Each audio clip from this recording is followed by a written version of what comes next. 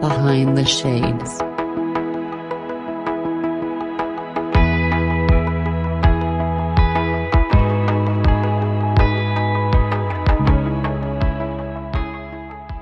My name is Brooke Hengst. I am a residential real estate here in the Denver, Colorado area. I am a mother of twins. I run a dog rescue, and people can find me at sellwithbrooke.com. Perfect, perfect. So take us from the beginning, right? Like you had a job that was really good. You seem like to have this perfect life, and then something happened. Tell us what happened. Ooh. All right. So from the beginning, I will say I moved to Colorado from Texas back in 2009. And if you can remember what was happening, there was an economic recession. Everything was in the toilet. I was moving from Texas to Colorado to sell real estate. I'd never been to Colorado. I'd never sold real estate before in my life. So it was all an adventure to unfold. So fast forward about, let's see, 5, 6, 7 years, I was a new business owner, got my business up and running, built a highly successful real estate business, ended up having twin girls in the mix of that, had my children. And then I remember in 2017 thinking, you know what? I've got this figured out. I sold 35 houses that year. I was traveling every other month. I had beautiful baby girls, but something didn't quite feel right still. And so the following year was when life kind of imploded. My marriage fell apart. I became, in a very hostile divorce situation, very high conflict, very financially devastating. And all for me to realize that I really built a business to escape my life because I wasn't happy in that moment. Does that make sense? It does, because I've been there. Like I haven't been married or divorced, but I can understand like when you're in a relationship and then you reach that point, because it's always interesting, right? Like we can look back and say, this is the point where I knew I had to leave. Did you have that Yeah, point?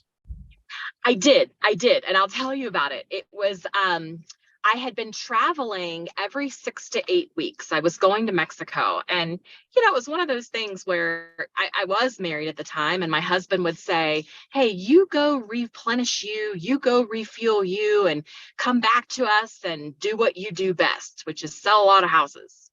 And I remember on a trip, I was with some dear friends, and I remember being on a catamaran out in the Caribbean Sea. The water was beautiful. The drinks were flowing. It was sunny. I was laughing. And I remember the moment where I thought, wow, who is this girl? Who's this woman? Why can I not be this woman at home? How do I replicate this joy, this passion, this vigor, this freedom, all of this? How do I replicate that back home? So I literally remember thinking, okay, I got to go back home. I got to figure out how to be this person.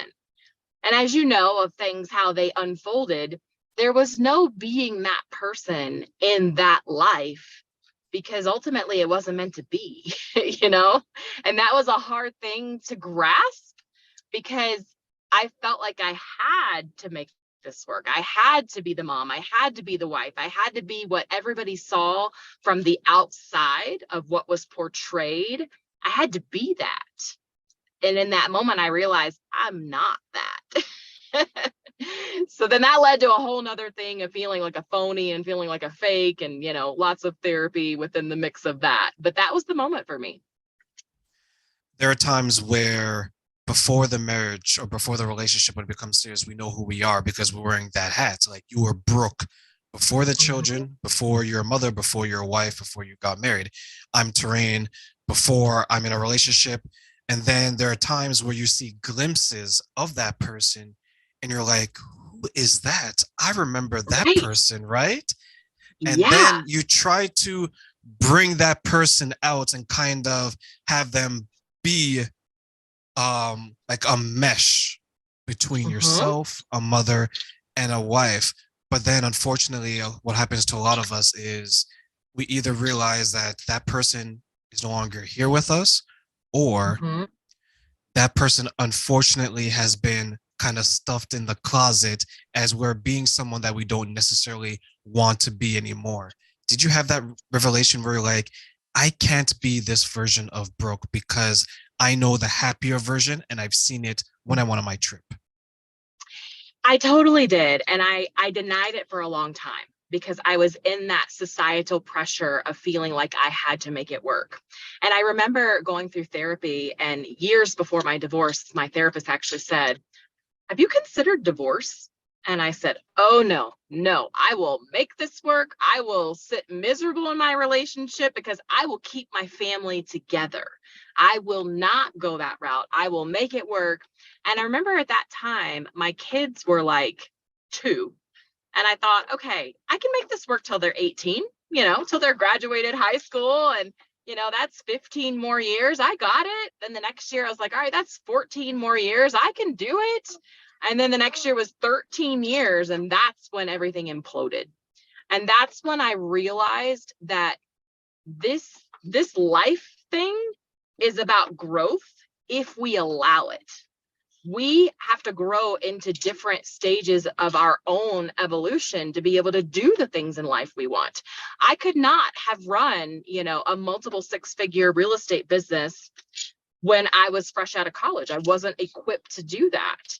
I couldn't be the mom I am right now, 5, 6, 7 years ago with the life I was. So it's that opportunity to grow and know that, yeah, I'm still Brooke, but I'm not that version that I used to be. And I have the opportunity to be a better version with more opportunity, I know there's times where when my relationship has ended, I kind of taken time for myself. I said, Terrain, Yes. you need to recover from this. And then there's other people that's like, I am going to go wild. All those guys, all those girls I've turned down, come back my way. Right. And you try to balance it because you don't want to be who you were, because that person who you were is tied to a relationship that is no longer there. Right. Yeah. Yeah. You don't want to go back to the person that you were way before you started that relationship, because you're like, I'm not experienced. I'm not the mom that I am today. I am not the woman that I am today. I'm not the man that I am today. When you look back, what are some of the things that you discovered about yourself that you're like, is that me? Is that Brooke thinking this way and doing these things? So I really discovered that I had lost sight of who the belief I actually was. I really question that. I'm like, wow, who is this person? And I think part of it is the maternal instinct as moms and as women. We throw ourselves into our relationships. We throw ourselves into being parents and doing for others and serving others. And for me, honestly, I took a very toxic approach to that. I served the community. I served my clients. I served my family. I would serve every single person I could because I wasn't ready to serve myself, because I didn't know who that person was. And so, exiting out of 2018, that was the year of, the let's just be real, shit hit the fan. It was the year of life imploded, life changed. I had 2 5-year-olds that I was having to now tell, look, mom and dad are not going to be married anymore. You're going to have 2 houses. Like, those were brutal conversations to have. And I had to harness my own inner strength to really show up as that woman, to be able to confidently navigate the direction that we were going as a family. So yeah, there were moments that I'm like, wow, whose life is this? Who am I? And then that was the next level of evolution and growth after a painful, traumatic, financially devastating divorce. How were you able to find the courage to have that conversation with your children? Because many people, as you mentioned earlier on, they're trying to kind of avoid it or tiptoe around it by saying that I will stay in a relationship or in a situation that I don't like until they're basically out the house, and then I will quietly divorce so they don't really know, and the impact is not as great. So, and yes, a lot of people do that. I have friends that did that, stayed married 30 years. What I felt in those moments is that our children are much more intuitive than we give them credit for. And I felt like if I didn't come clean, let's be real, I hadn't come clean with myself for a long time. But if I didn't come clean to those little girls, what kind of mother would I be? And so I knew without a shadow of a doubt, I had to put the stake in the ground that moving forward, we will forever be honest with how we feel, who we are, and where we're going. I can remember, when I was married and my kids were first talking, the, little 3-year-olds in the back of the car would be like, "Mommy, are you happy?" And I would say, "Yeah." That voice that we get when we're really lying, that high pitched, like, "Yeah, I'm good." And I realized for a couple years, every time they asked me that, I'm like, oh crap, do they know something? Do they suspect? And so when everything kind of unfolded, I made a vow that this is my opportunity to get real and get right with myself and my kids. And it's been the best decision ever. I have the most amazing relationship with my children that I could not have had being the Brooke that I was in that marriage, in that relationship, trying to make that work and appear to be something that we were not. Many parents, some of the clients I deal with, they will share that, and they feel that their children don't know, but the children are very, as you mentioned, they're intuitive. They can look around and they can feel it. Yeah. And I think a lot of times what people sometimes maybe forget is that children are a creation from the two parent that's in that relationship. So they know, right? Yeah. They know when you're upset. They know when this isn't going right, especially when maybe voices are raised or people aren't as connected. The children know. When my parents got divorced, it wasn't like it was a surprise. It was like, okay, finally, Yeah. like, Yeah. it's like, about time. I should have done that a while back, right? Yeah, right. It's about time. And this is someone that I didn't grow up with my mother and my father. I met them. We all got connected about 5 years old. So so when I was living with them, they were only together for about maybe 13 more years. But during those 13 years, it wasn't like the marriages that you would think it would be like. So when they got a divorce, no one really was surprised. Like, it's me, my brother, and my sister. So there's 3 of us. Yeah. And what I try to share with women is that if you have daughters or like fathers, or if you have sons, you have to understand, like, they're like a mini version of you. Would you want your child going through what you're going through, or would you want them to endure sacrificing their happiness, their peace, their well-being, their mental health in a lot of ways for something that isn't necessarily going anywhere? Do you feel that at some point you would have that conversation with your 2 daughters, or have you had it already? We've had it already. So my kids are 10, almost 11 now. And so learning what I've learned, I try to use each life situation as an opportunity for them to learn and grow as well. Obviously, 10-year-olds are not, we don't need to involve adult issues for 10-year-olds. But going back, there have been things that I've said, look, mom and dad couldn't be the best versions of ourselves in that married relationship. And I think they see that, because now they'll be like, God, Mom, I can't even remember you married to dad. They're like, Dad's so weird sometimes. And I'm like, that's between you and your father, But yeah, having those conversations. And as they grow into adulthood, there will be more deep conversations about experiences and relationships and how to handle things. But absolutely, I think being upfront and honest about where we are, how we got to where we are, is really important. So fun. Absolutely. So, Brooke, so now that you're post-divorce and post-marriage, one thing that I like to ask, especially the women, because I know the dynamic is probably a little bit different for them than it is for the men. Would you, or do you see yourself getting married again? It's an interesting question. I'm so glad you asked that, because I think women are very quick to count it out after a divorce. And so I will say post-divorce, I would have told you 2 or 3 years ago that no, I will not get married again. I will probably die alone, a woman on the beach, with my things and my dogs. But life happens. And I am in a new relationship. I am in a blended family. I'm a couple years into this, and I do want to get married again. I want that. I think that we learn from these previous experiences, and I take being a wife very, very serious and in a different fashion. Not that I didn't take it serious for 17 years in my first marriage, but there are things that I value more after learning the first go round, that I want to show up for my husband differently. I want to show up and nurture my family differently.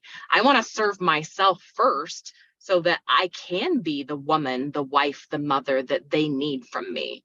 So absolutely, I do want to get married.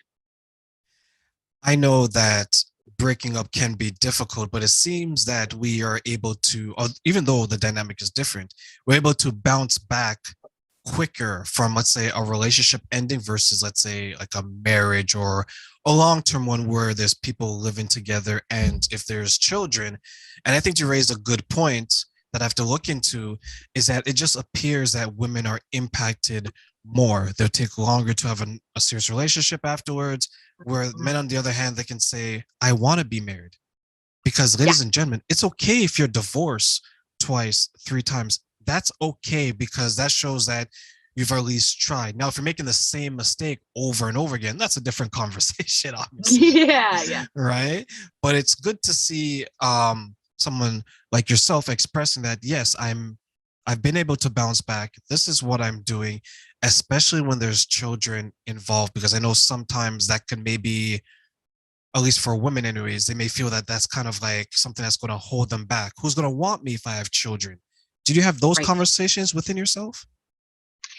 I never had those conversations, to be honest. I do think, and maybe this will come up later in our conversation, it is very interesting to watch the difference in how men rebound from divorce versus women. I found that to be very, very almost shocking in my situation. But no, I never felt like, oh, no one will want me. I've been married. I have these kids. I never felt that. If anything, I was very, very protective of my bubble after my divorce. I mean, my girlfriends will tell you, it was like, if I'm going to date, it will be no one in the United States. Like literally, I had some major boundaries. I will rendezvous out of the country, but no, I don't want anybody in the United States. And then it was like, no one outside of, or no one in the state of Colorado. I don't want anybody around my kids. I don't want anyone distracting me from my business. And I do think that was crucial and very important, because my energetic space was very much impacted. It was very sensitive in those first couple years after divorce. And so I had to be very, very protective of that. I was probably a little extreme, let's be honest, but I'm okay now. There's a girl I used to date. She had a similar mentality. Yeah. We're in different, well, in Canada, we call it provinces, but let's say state as an example. We're in two different parts of the state, right? So Yeah. it was like maybe an hour and a half to 2 hours between the two of us. And she would date people in the United States. She would drive over there. She'd spend the weekend. And that was like her boundary, where it was like, I'm not dating anyone in my city. Yeah, right? I get it. And I would try to ask why. She's like, nope, not at all. If it's 2-3 hours, I'm okay with that. I met her probably 2.5 hours from where she lived, where we met, and then got introduced and everything at that time, right? Yeah. And when we started initially talking, when she shared that, she's like, yeah, I dated someone that used to live 4 hours. He was in the States, so different country like you, right? She had this boundary. It was like, no, no, no. And what I found was, this was maybe like 10 years ago. What I found, Brooke, as I got older, I began to realize how more common that actually was, because when I was in my 20s, I couldn't even imagine dating someone that was an hour away. And here I am in my 30s. I'm like, this can actually work. There's people out of country. There's people 4 hours away. There's people where you actually have to fly to meet them. So when you're speaking to some of these people and you're going through that dynamic, why do you think it's maybe easier for men or versus women to make that type of commitment, as you mentioned, post-divorce, but trying to figure out who they're going to navigate and date next? So two things came up for me. And I'm not saying the distance was the best option. I think for me, it was a protection mechanism. And I think we have to be cautious if we go that route, because can we truly give ourselves fully if we are operating under fear and protection? So that's one thing. And we might circle back around to that topic. For men, I felt like the biggest difference is that, and I honestly admired this fact, is, when my ex-husband, we've been together 17 years and he moves out of the marital home and then like 3 months later has a girlfriend. I'm like, whoa, whoa, whoa, whoa. Like, I don't want to be married to you, but I feel like I just got replaced as the household dog. The old dog gets replaced by the puppy, like that's what I felt like. And it was just like, wow, that was fast. And so not that men are going out there trying to replace something. Maybe some are. I don't think they all are. I think that men have the ability to let their guard down a bit easier and just to put themselves out there. And again, I actually really admire that, because it took me years to be able to fully give myself. And once I got there, I realized what I was doing. The protection and operating in fear is not really the solution. I mean, it keeps you safe and comfortable and at arm's length. But it's not the way to have a natural, true, flourishing relationship dynamic where you can fully give yourself. And that's what I learned. I would give you the male perspective to that, because I experienced that. And I would love it. And someone mentioned that to me. She was like, how can you rebound? How can you be interested in someone so quickly or go on a date or whatever? Yeah. And I just didn't count. I didn't say, okay, it has to be 180 days, right? But from the male's perspective, right, I guess because we get rejected so much more than women, because we ask you out and things like that. Yeah. I think we develop maybe a thicker skin, or at least a thicker mentality when it comes to that, saying that my marriage has ended. She doesn't want to be with me anymore. I get it. It hurts. But like so many other women who have told me, no, Train, I don't want to date you. No, Train, this is not working. I'm not interested. It's the same type of mentality when we move forward. Maybe whereas, for example, for women, because you don't deal with the no or the rejection as often as men, when you get the no, it's like, oh, he doesn't want me. Did I do something wrong? What can I do to fix it? Right. I think women tend to have that innate conversation more so than men, because for us, absolutely, you're one of 100 women that have told us no. Right. It's a numbers game. It's a numbers game for you. But yes, when we deal with that, it is, what's wrong with me? What did I do? It definitely can be that. One of the things that I saw some of my friends go through when you mentioned the fear and protection was they didn't want to feel the type of hurts that they did when it ended, because a number of men and probably a number of women invest so much into it. And the sacrifices is like, I was married to Brooke. It didn't work out. She's telling me she doesn't want to be with me. Can I take that same type of investment and put it into someone else? Sometimes the answer is no, even though we may be faster to rebound. When you're in your relationship now and you're looking back, is your investment in it different because you're a different person, or is it because you've learned from your previous situation? I would say both. It is very different. And it's interesting because I love the differences, but I also hate it also because it's unknown. It's uncharted territory right now, because I show up different and I'm a different person. There's things that I'm like getting emotional about that I'm like, wait, in my 17-year marriage, I was stoic and had no feelings and was a robot in my business because I honestly didn't like my life. And then now I'm like, what is wrong? I'm crying. Like, who are you? So it's both. Like, I'm not the same person. And again, you live and learn. And it's like, I am putting my all into this, with no regrets. And I want the fairy tale. And I think that it's all possible. But yeah, it's kind of like, wow, like, how did I get here from where I was? Are you surprised at how much you have grown during that process? Absolutely. I mean, it's such growth. And I think you and I can probably agree that, we all have opportunities to grow in our lives. And I think a lot of people don't take the opportunities. They kind of go through the motions of life. And let's be real too, growth is hard. Growth is painful. Growth is challenging. And so if we don't give ourselves the opportunity to go through that pain and that challenge, we never get to the other side. And I feel so fortunate that, we're never done growing. I'm not like, oh, I'm done, check that box. But I'm so fortunate that I've given myself the space and the opportunity to grow, for my family and myself. What's something that you'd want to share with, let's say, women who are going through a divorce or a separation? They feel like they're the problem, but you want to encourage them to bounce back in a healthy, successful way. I think it's easy for us to think that we're the problem, but I think the bigger picture is that any relationship is a partnership, and there's no one person that is the problem. There could be someone who could be the catalyst of a problem, but both parties have to come to the table to figure out, how do we get through this and navigate? And if one or the other is not willing, then it's not your problem anymore.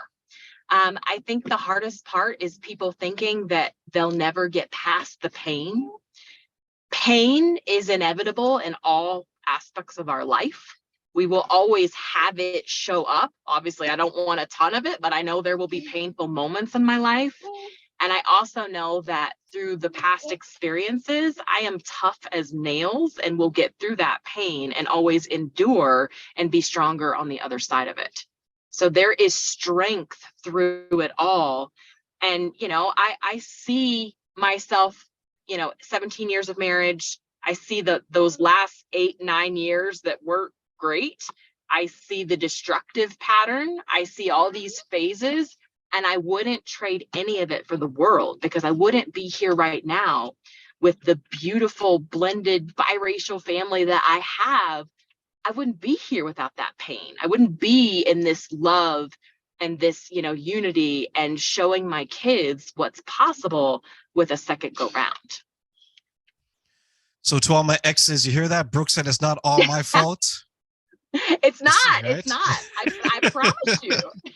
It's all your fault, okay? It's all the fault of my exes, okay? Okay, that's between you and them.